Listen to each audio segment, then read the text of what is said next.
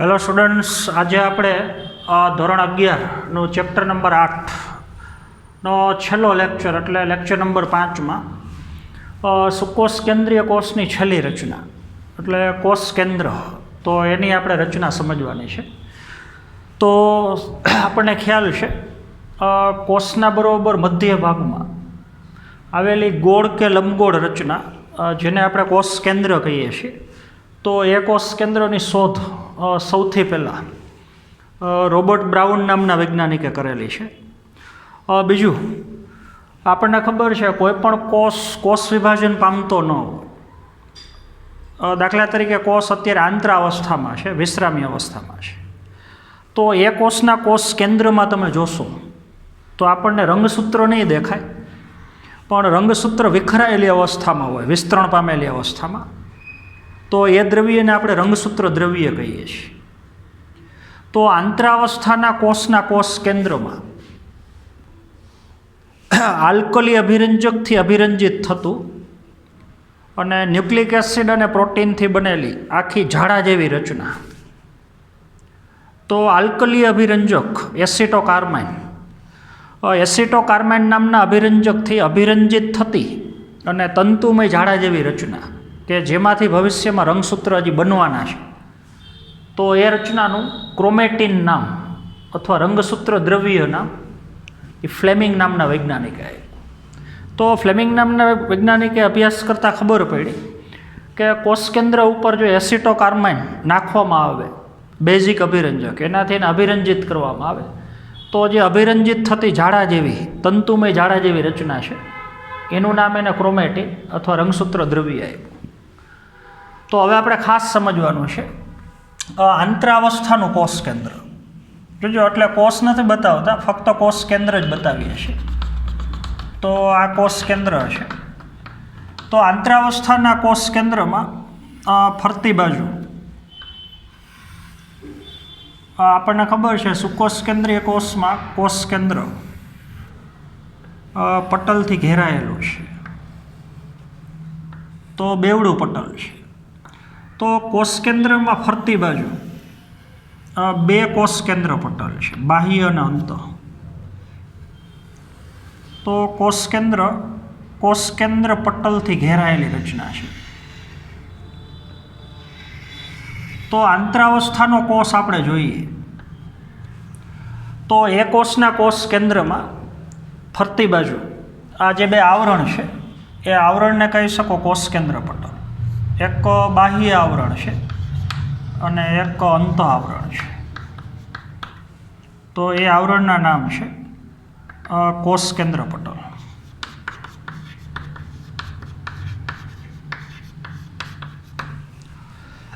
તો આંતરાવસ્થાનું કોષ કેન્દ્ર, એમાં બહારની બાજુ કોષ કેન્દ્ર પટલ, પછી અંદરની તરફ આખું જે પ્રવાહી છે, જેમ કોષમાં કોષરસ હોય એમ કોષ કેન્દ્રમાં અંદરની તરફ જે પ્રવાહી આવેલું છે એને તમે કોષ કેન્દ્ર રસ કહી શકો.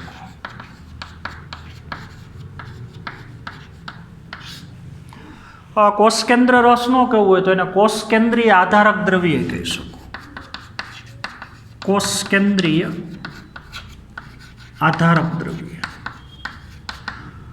અને એ કોષ કેન્દ્રીય આધારક દ્રવ્યમાં બીજી બે રચના હોય, એક પટલ વગરની અને થોડીક ગોળાકાર રચના, જે એકેય હોઈ શકે ને એક કરતાં વધારે હોઈ શકે. તો એ રચનાને તમે કોષ કેન્દ્રિકા કહી શકો. અને હવે કોષ કેન્દ્ર રસની અંદર તંતુમય રચનાની આખી ઝાડા જેવી રચના હોય આ રીતથી, જે ન્યુક્લિક એસિડ અને પ્રોટીનની બનેલી છે, એટલે ન્યુક્લિયો પ્રોટીનની બનેલી છે. તો એ રચનાને આપણે રંગસૂત્ર દ્રવ્ય કહી શકીએ, અથવા એને તમે ક્રોમેટિન કહી શકો. તો આવી ચાર રચનાઓ જે તમને આંતરાવસ્થાના કોષ કેન્દ્રમાં જોવા મળે છે. તો હવે એક પછી એક રચના આપણે લેતા જઈએ. સૌથી પહેલાં કોષ કેન્દ્ર પટલ. તો કોષ કેન્દ્રને ફરતી બાજુથી ઘેરીને આવેલા પટલ, પણ એ બે પટલ છે. એક અંતઃપટલ ને એક બાહ્ય પટલ, અને બે પટલ કોષ કેન્દ્રમાં બહારની બાજુ સમાંતર છે. તો હવે બંને પટલની વચ્ચે અવકાશ છે અહીંયા, તો એને પરિકોષ કેન્દ્રીય અવકાશ કહી શકો. પરિકોષ કેન્દ્રીય અવકાશ. તો બે પટલની વચ્ચેનો અવકાશ એટલે કહી શકો પરિકોષ કેન્દ્રીય અવકાશ. તો હવે કોષ કેન્દ્ર પટલનું કાર્ય જોજો. અંદરના ભાગમાં કોષ કેન્દ્ર રસ છે ને બહારની બાજુ આ જે વિસ્તાર છે એ આખો કોષ રસ છે. તો કોષ રસ અને અંદરનો કોષ કેન્દ્ર રસ એની વચ્ચે અવરોધ ઉત્પન્ન કરવો, તો એ અવરોધ ઉત્પન્ન કરતા પટલ એટલે કહી શકો કોષ કેન્દ્ર પટલ.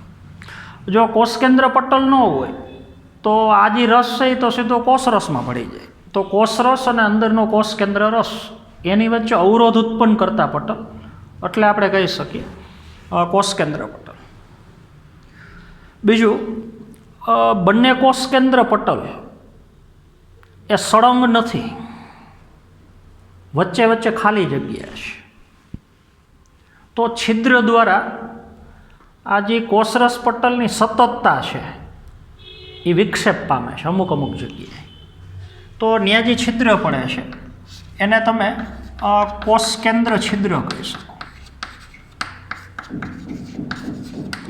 જે ન્યુક્લિયોપ્લાઝમિક પ્રોટીનના બનેલા હોય.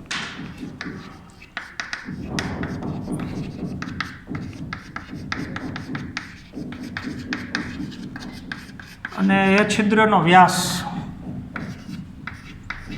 300 થી 1000 એંગસ્ટ્રોમ હોય છે. તો બંને પટલ જોજો એકબીજા સાથે જોડાઈ જવાથી છિદ્ર બને છે. આ અંતઃપટલ ને બાહ્ય પટલ અહીંયા જોડાઈ ગયા તો અહીંયા છિદ્ર પડ્યું, જોડાઈ ગયા એટલે અહીંયા છિદ્ર પડ્યું. બીજું, બે પટલની વચ્ચે જે અવકાશ છે અહીંયા એ અવકાશનું કદ, પરિકોષ કેન્દ્રીય અવકાશનું કદ એ 10 થી 55 નેનોમીટર છે. તો આ ખાસ આપણે યાદ રાખવાનું છે.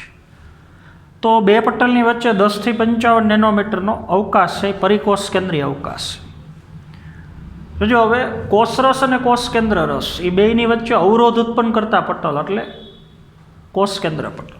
પણ અમુક જગ્યાએ કોષ કેન્દ્ર પટલ જોડાઈ જાય એટલે વચ્ચે ગેરહાજર હોય તો ત્યાં જે છિદ્ર પડે છે એને કહેવાય કોષ કેન્દ્ર છિદ્ર. તો એના દ્વારા આ બે રસની વચ્ચે કોષરસ અને અંદરનો કોષ કેન્દ્ર રસ, તો એની વચ્ચે દ્રવ્યની આપલે થતી હોય એ આ છિદ્ર દ્વારા થતી હોય. પ્રોટીન છે, આરએનએ છે, તો પ્રોટીન અને આરએનએના અણુ અંદર દાખલ થતા હોય ને બહાર નીકળતા હોય, તો એવી દ્રવ્યોની આપલે એ કોષ કેન્દ્ર છિદ્ર દ્વારા થતી હોય. તો પહેલો ઘટક આપણે પૂર્ણ કર્યો, કોષ કેન્દ્ર પટલ. બીજું, અંદરની તરફ જે આખું પ્રવાહી છે કોષ કેન્દ્રમાં, એ પ્રવાહીને આપણે કહી શકીએ કોષ કેન્દ્ર રસ. તો જેમ કોષની અંદર આવેલું આધારક દ્રવ્ય કોષ રસ છે, એમ કોષ કેન્દ્રની અંદર આવેલું આધારક દ્રવ્ય પાણી એના અલગ પ્રકારના રસાયણનું બનેલું છે, એને આપણે કહી શકીએ કોષ કેન્દ્ર રસ અથવા કોષ કેન્દ્રીય આધારક દ્રવ્ય. તો એ કોષ કેન્દ્ર રસની અંદર પાછી બે રચના છે. એમાં પહેલી રચના એટલે કોષ કેન્દ્રિકા. તો આજી કોષ કેન્દ્રિકા છે એ કોષ કેન્દ્ર રસમાં આવેલી છે, એની સંખ્યા મોટા ભાગે એક કરતાં વધારે હોય. તો અલગ કોષના કોષ કેન્દ્રમાં કોષ કેન્દ્રિકાની સંખ્યાનું કદ અલગ હોય.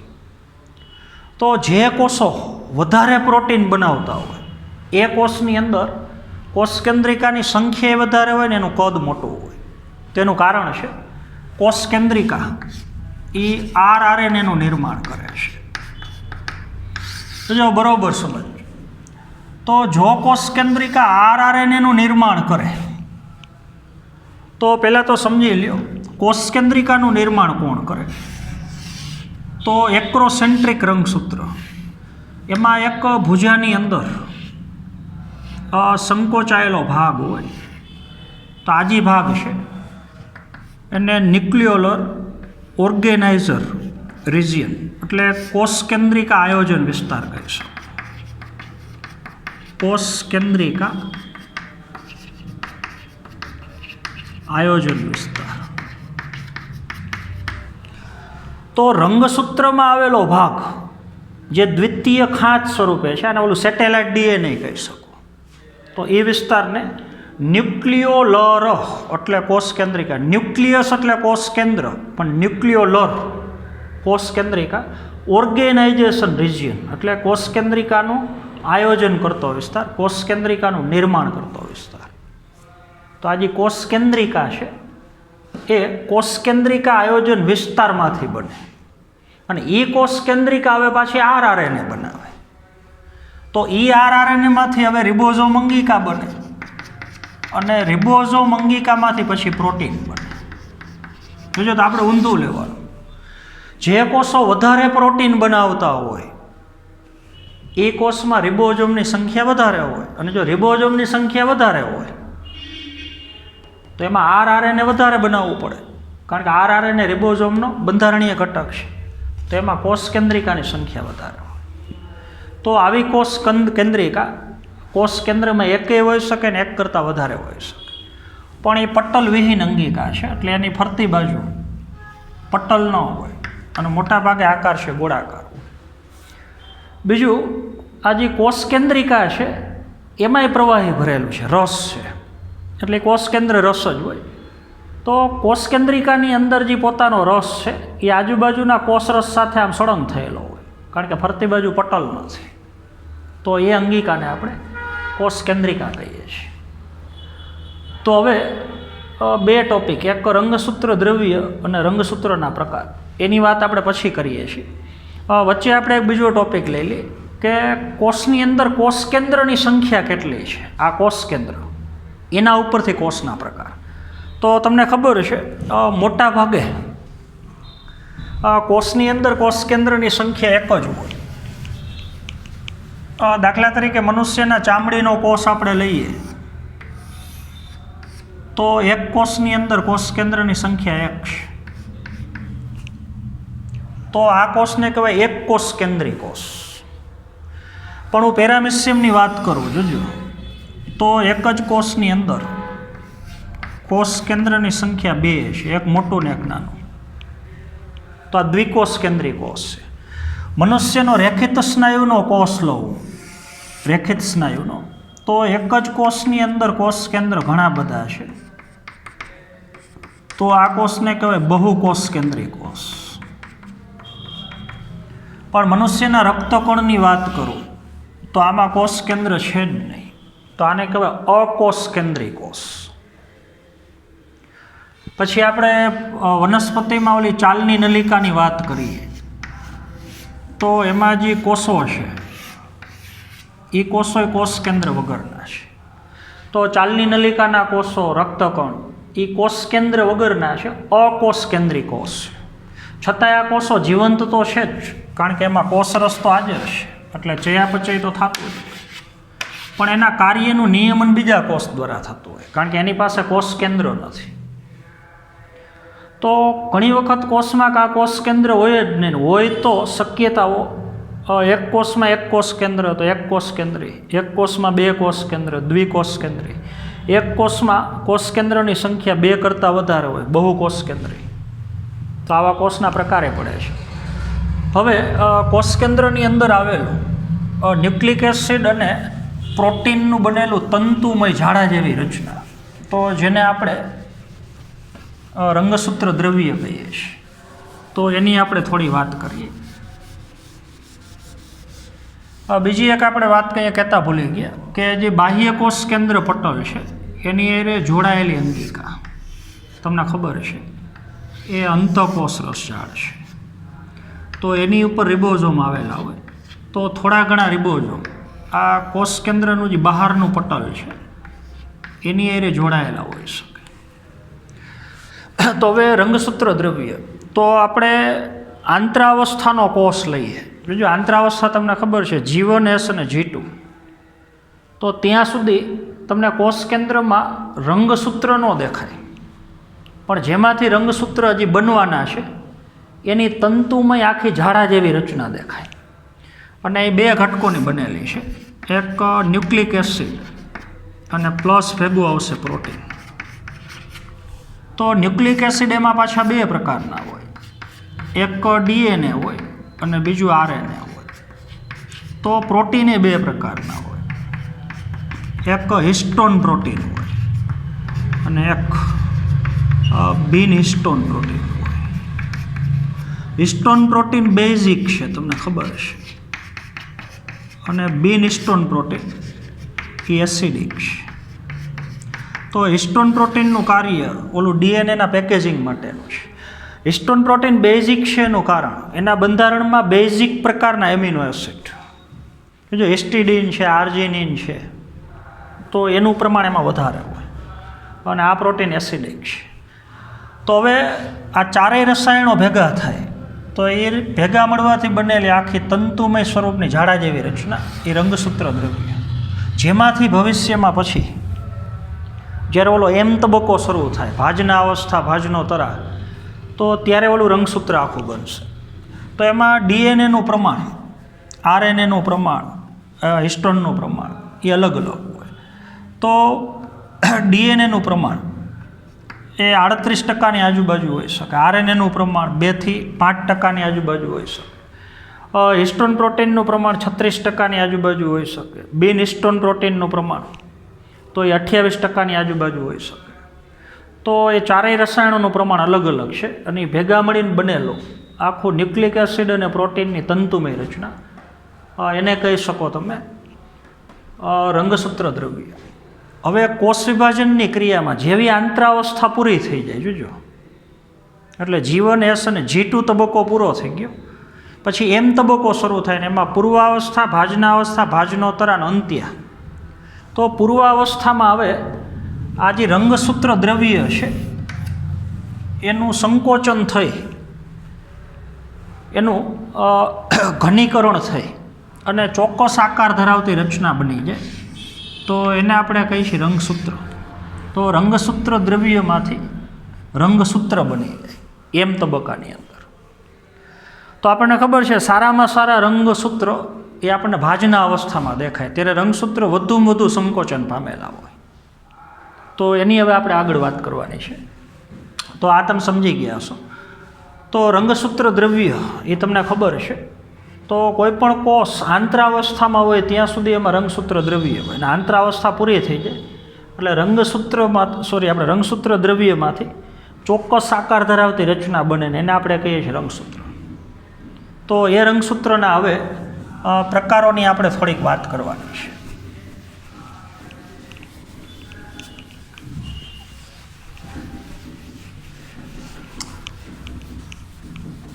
તો દરેક રંગસૂત્રમાં સૌથી પહેલાં તો એક ગોળાકાર રકાબી આકારની રચના હોય, એને કહેવાય સેન્ટ્રોમિયર.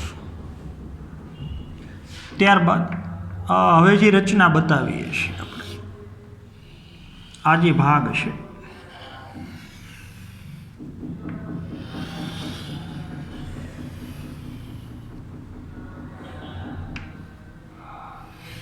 એને તમે ભુજા કહી શકો.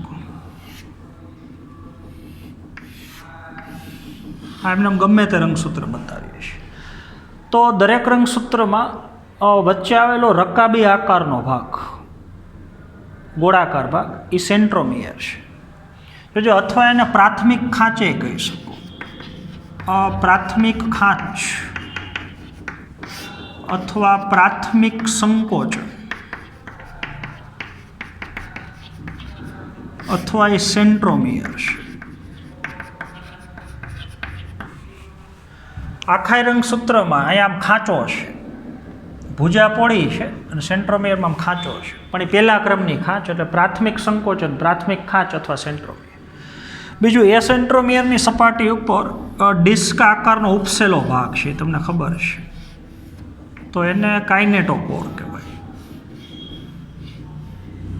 સેન્ટ્રોમિયરની સપાટી ઉપર આવેલો ભાગ, ડિસ્ક આકારનો ઉપસેલો, કાઇનેટોકોર, એ ઓલા દ્વિધ્રુવીય ત્રાકને જોડાવા માટેનું સ્થાન છે. તો આપણે એમ કહીએ દ્વિધ્રુવીય ત્રાક સેન્ટ્રોમિયર હારે જોડાય, પણ ખરેખર સેન્ટ્રોમિયર સાથે જોડાયેલું જે કાઇનેટોકોર છે એની સાથે જોડાય. જોજો હવે સેન્ટ્રોમિયરનું સ્થાન રંગસૂત્રમાં ક્યાં છે? બરોબર વચ્ચે છે, વચ્ચેથી સહેજ ઉપર છે, હાવ છેડે છે, એના ઉપરથી રંગસૂત્ર. એ 4 પ્રકારના છે. આપણે બે બાજુ બબે ભુજા નહીં બતાવીએ, હવે એક જ બતાવશું. તો સેન્ટ્રોમિયર બરોબર વચ્ચે હોય, જોજો, અને બે બાજુની ભુજાની લંબાઈ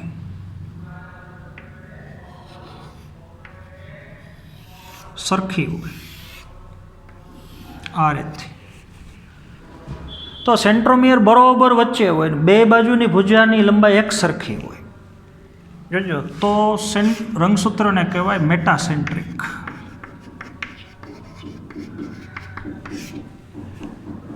તો ઉપરની ભુજા જેટલી લંબાઈ હોય એટલી જ લંબાઈ નીચેની ભુજા. હવે જો સેન્ટ્રોમિયર આ બરોબર મધ્ય ભાગમાં છે, મધ્ય ભાગથી થોડું ઉપર હોય, થોડું દૂર હોય, તો એક બાજુની ભુજા એ થોડીક ટૂંકી હોય અને બીજી બાજુની ભુજા થોડી વધારે લાંબી હોય. તો આને કહેવાય સબ મેટાસેન્ટ્રિક.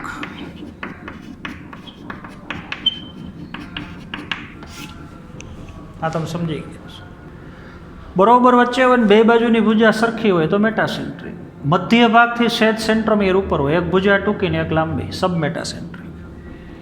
હવે સેન્ટ્રોમિયર મધ્ય ભાગથી વધારે દૂર હોય, સાવ અંતે ન હોય પણ અંત ભાગની નજીક હોય, દાખલા તરીકે આ ભાગમાં હોય. તો હવે એક બાજુની ભુજાની લંબાઈ એ બહુ વધારે હોય અને એક બાજુની ભુજા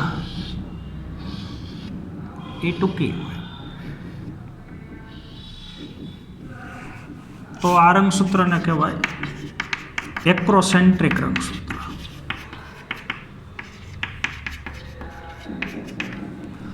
હવે સેન્ટ્રોમિયર સાવ અંત ભાગે હોય તો એક જ બાજુ ભુજા હોય, બીજી બાજુ ભુજા હોય જ નહીં, કારણ કે સેન્ટ્રોમિયર આવી ગયો અંતે. અહીંયા અંતે નથી પણ અંત ભાગની નજીક છે, તો એક ભુજા હાવ ટૂંકી ને એકદમ લાંબી. મધ્ય ભાગથી થોડુંક દૂર હોય તો એક ભુજા થોડીક ટૂંકી ને એક થોડીક લાંબી, બરોબર મધ્યમાં હોય, બે ભુજાની લંબાઈ એક સરખી. તો આજે છેલ્લો પ્રકાર છે, એને ટીલોસેન્ટ્રિક કહેવાય. તો સેન્ટ્રોમિયર ટીલોમર એટલે અંત ભાગે આવેલું છે. જોજો હવે જે એક્રોસેન્ટ્રિક રંગસૂત્ર છે, આ બધા રંગસૂત્રમાં એક જ ખાંચ છે, પ્રાથમિક ખાંચ. આમાં પ્રાથમિક ખાંચ તો છે જ, પ્રાથમિક ખાંચ, પણ ટૂંકી ભુજામાં હજી એક ખાંચ છે, અહીં પાછો ખાંચો પડ્યો, તો આને દ્વિતીય ખાંચ કહેવાય, અથવા એને સેટેલાઇટ કહી શકો, અથવા ઓલો કોષ કેન્દ્રિક આયોજન વિસ્તાર કહી શકો. જોજો તો કેટલાક રંગસૂત્રમાં અરંજિત એટલે અભિરંજિત ન થતી હોય એવી, આખા રંગસૂત્ર ઉપર તમે એસિટોકાર્બાઇડ નાખો તો આખું રંગસૂત્ર અભિરંજિત થાય, આ આખું અભિરંજિત થાય, આ આખું અભિરંજિત થાય. આ રંગસૂત્રનો મોટો ભાગ અભિરંજિત થાય, પણ અહીંયા જે દ્વિતીય ખાંચ છે એ અભિરંજિત ન થાય. તો કેટલાક રંગસૂત્રોમાં અરંજિત એટલે અભિરંજિત ન થતો હોય એવો બીજા ક્રમનો ખાંચો છે, એટલે બીજો ખાંચો છે, અને એને દ્વિતીય ખાંચ અથવા એને સેટેલાઇટ કહી શકો. તો એ ઓલો કોષ કેન્દ્રિક આયોજન વિસ્તાર છે, ન્યુક્લિયોલર ઓર્ગેનાઇઝેશન રિજિયન. તો અહીંયા આપણું ચેપ્ટર છે સંપૂર્ણ પૂરું થઈ ગયું. તો આજના પીરિયડમાં આપણે અહીંયા સુધી રાખશું. Thank you.